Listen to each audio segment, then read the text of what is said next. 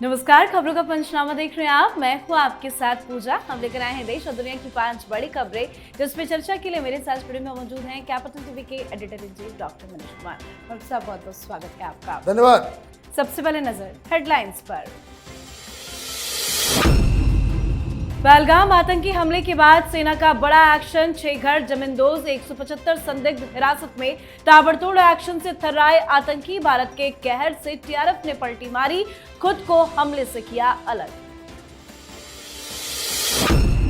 भारत के एक्शन से हिला पाकिस्तान, सिंधु पर बौखलाए भुट्टो ने दी खून की धमकी, तो बैकफुट पर आए पीएम शरीफ, बोले निष्पक्ष जांच के लिए तैयार।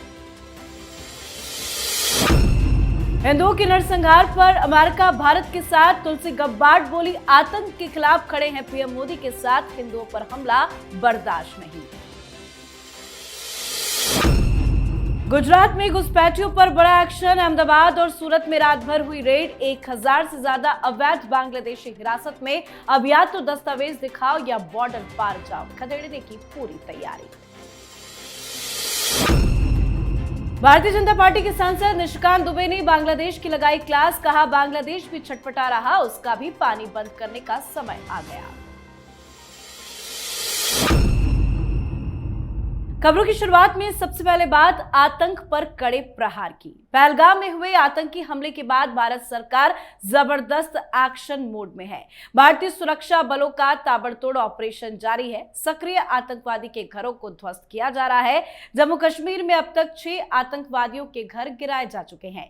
सेना ने त्राल, अनंतनाग, पुलवामा, कुलगाम और शोपिया में सर्च ऑपरेशन के दौरान ये एक्शन लिया है। कड़ी सतर्कता के साथ साथ दिन रात तलाशी अभियान चल रही है। अब तक आतंकवादी गतिविधियों में सहायता करने वाले नेटवर्क को खत्म करने के लिए पूछताछ के लिए करीब 175 संदिग्धों को हिरासत में ले लिया गया है। तो वहीं भारत के कड़े एक्शन को देख आतंकी संगठन डरा हुआ है। टीआरएफ ने बयान जारी कर पहलगाम हमले से पल्ला झाड़ लिया। टीआरएफ ने पोस्ट में लिखा है कि पहलगाम में हमले के तुरंत बाद हमारे डिजिटल प्लेटफॉर्म से झूठा मैसेज पोस्ट किया गया था। जांच के बाद पता चला कि यह साइबर अटैक की वजह से पोस्ट किया गया था। हम उल्लंघन का पता लगाने के लिए पूरी जांच कर रहे हैं। इतना ही नहीं, आतंकी संगठन ने इस साइबर अटैक का जिम्मेदार भी भारतीय सुरक्षा एजेंसियों को ठहरा दिया है। टीआरएफ क्यों पल्ला झाड़ रहा है? बड़े दिनों के बाद इनको होश आया। 22 तारीख की घटना है और आज इनको समझ में आ रहा है ये तो 22 तारीख को ही कूद पड़े थे कि हमने किया, हमने किया, हमने किया। और अब जब इनके आका, जब आईएसआई, पाकिस्तान की सरकार, पाकिस्तान की मिलिट्री, जब उनको ये बात समझ में आ रहा है कि ये तो युद्ध की शुरुआत हो रही है, हम तो कहीं के नहीं रहेंगे, मिट्टी में मिल जाएंगे, इसलिए सबसे पहला काम करो कि भाई हम थे ही नहीं, हम थे ही नहीं। 4 दिन के बाद आपकी अक्ल आ रही है कि भाई साइबर अटैक हुआ था। 4-5 दिनों से आपको कोई आइडिया नहीं था। तो ये क्यों हो रहा है? वो इसलिए हो रहा है कि ग्लोबल कम्युनिटी में इस घटना के बाद पाकिस्तान पूरी तरीके से अलग थलग हो गया। पाकिस्तान के पास 2 महीने से ज्यादा का फॉरेन रिजर्व नहीं है। कर्ज ना मिले तो सैलरी ना मिल पाए, युद्ध क्या ये खाक लड़ेंगे? इनको ये समझ में नहीं आया कि इस बार की घटना से एस्केलेशन इतना ज्यादा हो जाएगा कि हम युद्ध के मुहाने पे खड़े हो जाएंगे। ये पाकिस्तान एक कायर मुल्क है।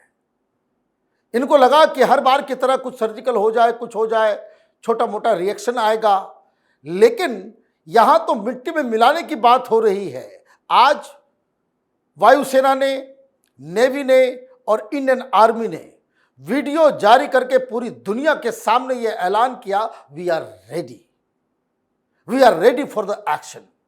तो अभी प्रधानमंत्री मोदी पानी रोकेंगे, हमला भी करेंगे, डिप्लोमेटिकली पाकिस्तान को आइसोलेट भी करेंगे और पेट पे ऐसा लात पड़ने वाला है कि पाकिस्तान खंड खंड विखंड हो जाएगा। तो भारत जबरदस्त एक्शन में है और इस जबरदस्त एक्शन को देख पाकिस्तान बौखला रहा है। पाकिस्तान के प्रधानमंत्री शहबाज शरीफ ने कहा है कि वो पहलगाम अटैक की हर निष्पक्ष जांच में शामिल होने को तैयार है।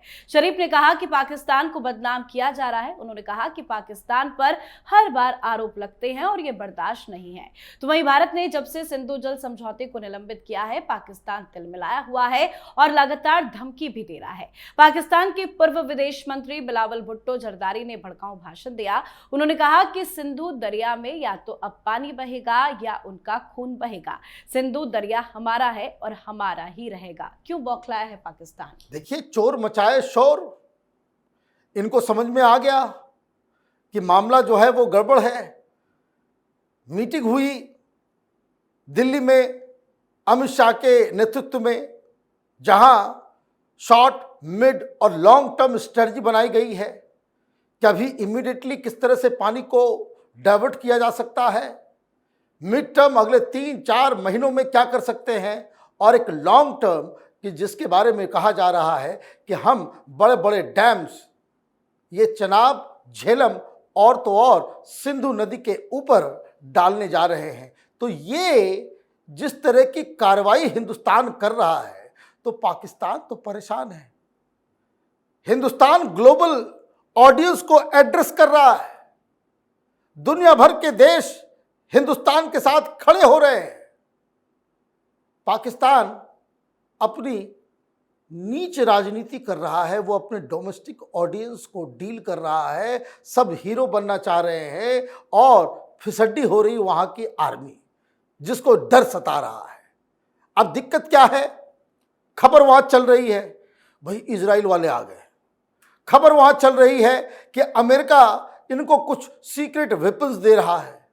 तुलसी गबार्ड का जो बयान आया है वो आप देखिए। तो ये पाकिस्तान चारों तरफ से जो घिरा है, उस वजह से ये लोग ये चाह रहे हैं कि हम बयानबाजी करके प्रधानमंत्री मोदी को ब्लैकमेल कर लें। कभी न्यूक्लियर पावर की बात करते हैं, कभी ईंट से ईंट बजा देने की बात करते हैं, कभी खून बहाने की बात करते हैं। इस तरह के ब्लैकमेलिंग टैक्टिक्स का असर हिंदुस्तान की जो वर्तमान सरकार है, प्रधानमंत्री मोदी हैं, इनके ऊपर जरा भी नहीं पड़ने वाला है। जी, तो पाकिस्तान बुरी तरह से बौखलाया हुआ है, तो वहीं भारत को हर बड़े देश का समर्थन मिल रहा है। पहलगाम में आतंकी हमले के बाद दुनिया के कई देशों ने पीएम मोदी को फोन करके भारत के प्रति अपना समर्थन जताया है। तो इसी बीच अमेरिका की राष्ट्रीय खुफिया निदेशक तुलसी गबार्ड ने पहलगाम हमले के बाद भारत के समर्थन की बात कही है। इन्होंने कहा है कि भारत पहलगाम हमले के लिए जिम्मेदार लोगों की तलाश कर रहा है और अमेरिका इसमें उसका साथ देगा। तुलसी गबार्ड ने एक्स पर अपनी एक पोस्ट में लिखा है कि हम पहलगाम में 26 हिंदुओं को निशाना बनाकर किए गए भीषण इस्लामी आतंकवादी हमले के मद्देनजर भारत के साथ एकजुटता से खड़े हैं। हम प्रधानमंत्री नरेंद्र मोदी और भारत के लोगों के साथ हैं और इस जघन्य हमले के लिए जिम्मेदार लोगों को पकड़ने में आपका समर्थन करते हैं। पहले ट्रंप साथ दे चुके हैं और अब तुलसी गबार्ड कह रही हैं। देखिए, पूरा का पूरा ट्रंप एडमिनिस्ट्रेशन भारत के साथ है। इस तरीके से डिप्लोमेटिक लैंग्वेज में जिस तरीके से उन्होंने अपनी बात बड़ी सफाई से रख दी, ये दुनिया के लिए भी मैसेज चला गया। New York times, Washington post, Hindustan में भी बहुत सारे लोग इस हमले को मिलिटेंट अटैक बता रहे थे, मिलिटेंट अटैक। लेकिन वो तो डायरेक्टर नेशनल इंटेलिजेंस है, मतलब अमेरिका की जितनी भी खुफिया एजेंसियां हैं, चाहे वो CIA हो, FBI हो, मिलिट्री इंटेलिजेंस हो, नॉन मिलिट्री इंटेलिजेंस, 17 ऑर्गेनाइजेशन हैं कुल जो खुफिया एजेंसी का काम करते हैं। उन सब की ये डायरेक्टर है, सबकी चीफ है। और उन्होंने क्लियर कट टर्म्स में कहा ये इस्लामिक टेररिज्म है। इसलिए तो दहशत है पाकिस्तान में। हिंदुस्तान को अगर आप देखें तो चाहे वो रूस हो, चाहे इजराइल हो, चाहे अमेरिका हो, फ्रांस हो, इटली हो, इवन जर्मनी हो, हर तरफ से भारत को समर्थन मिल रहा है। पाकिस्तान के साथ कौन है? अभी तक चीन ने भी कुछ सहायता नहीं की। चीन की तरफ से भी कोई इस तरह का बयान नहीं आया। एकमात्र जो एक रोग कंट्री है टर्की, उसके अलावा पाकिस्तान के साथ कोई नहीं है। मतलब ये कि हिंदुस्तान एक ऐसा युद्ध में उतर रहा है जिसमें एक ग्लोबल लेजिटिमेसी है। हम पाकिस्तान के खिलाफ जो कोई भी एक्शन लेंगे उसको पूरी दुनिया से समर्थन मिलने जा रहा है। चलिए बात करते हैं अगली खबर की। जम्मू कश्मीर के पहलगाम में आतंकी हमले के बाद देश भर में विदेशी नागरिकों के खिलाफ एक्शन भी शुरू हो गया है। बड़ा एक्शन बांग्लादेशियों के खिलाफ लिया गया और ये एक्शन की खबर गुजरात से सामने आई है। दरअसल गुजरात पुलिस के एसओजी और क्राइम ब्रांच ने अहमदाबाद और सूरत में बड़ा सर्च ऑपरेशन चलाया। इस कार्रवाई में अलग अलग इलाकों से 1000 से ज्यादा संदिग्ध बांग्लादेशी घुसपैठियों को हिरासत में लिया गया। पुलिस इनके दस्तावेजों की जांच कर रही है और इन्हें डिपोर्ट करने की तैयारी भी चल रही है। गुजरात के अहमदाबाद से 890 और सूरत से 134 को पुलिस ने गिरफ्तार कर लिया है और जिसमें बच्चे और महिलाएं भी शामिल है। वैध दस्तावेज नहीं मिलने पर उन्हें भारत से निकाला भी जाएगा, जिसकी तैयारी की जा रही है। 1000 से ज्यादा ये संख्या काफी बड़ी है। क्या अगला टारगेट कोई और स्टेट होगा? देखिए, हर स्टेट में होना चाहिए, there should be no mercy at all. धर्मशाला नहीं है हिंदुस्तान। अभी देखिए रोने शुरू कर दिया इन लोगों ने जिनको पाकिस्तान भेजना है। भाई पाकिस्तानी जाओ उधर, हिंदुस्तान में क्या काम? और ये बांग्लादेशी ये तो इलीगल तरीके से आए हुए हैं। इनके पास ना वैलिड वीजा है, ना कागज है, ना कुछ है। एक रैकेट चल रहा है। ढाका में दुकानें खुली हुई है हिंदुस्तान बेचने के लिए। ये ह्यूमन ट्रैफिकिंग का खेल है। इसके लिए एक सख्त कानून है। और ढाका में दुकान खुला हुआ है, हिंदुस्तान में भी दुकान खुला हुआ है। ये सेकुलर पार्टियां इन लोगों को as a vote bank treat करती है, लेकर के आती है। तो एक्शन तो चालू हो गया। अभी 1000 है, एक दिन में 1000 उनको परेड कराया गया है। और ये खबर सोशल मीडिया के जरिए हर जगह जानी चाहिए। उन बांग्लादेशियों को जो हर शहर में छिपे पड़े हुए हैं, उनके अंदर दहशत पैदा करने की आवश्यकता है कि कभी भी पकड़े जा सकते हैं।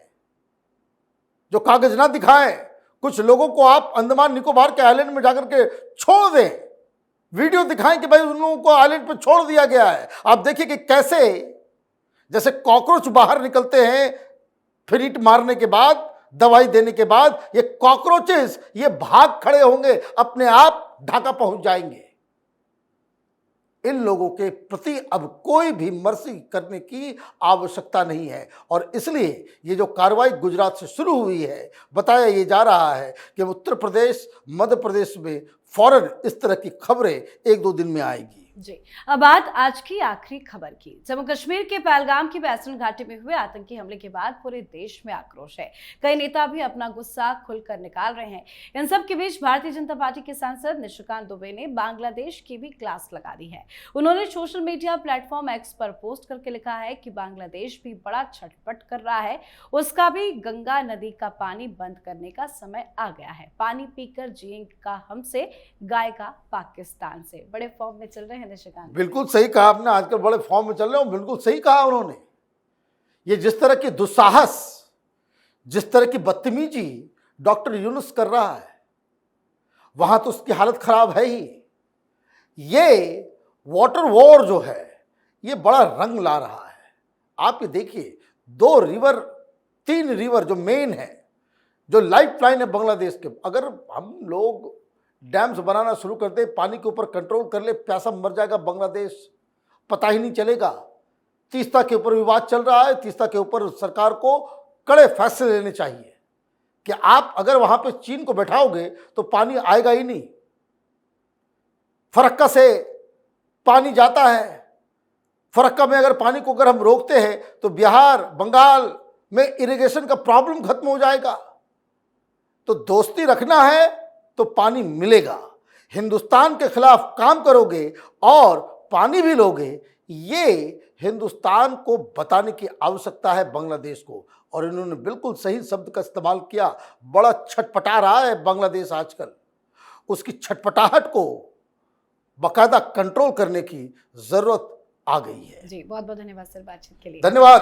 तो खबरों का पंचनामा में आज के लिए फिलहाल इतना ही। देश विदेश की बाकी खबरों और उनकी सटीक एनालिसिस के लिए देखते रहिए कैपिटल टीवी। हमें लाइक कीजिए, शेयर कीजिए और कैपिटल टीवी को सब्सक्राइब कीजिए। नमस्कार।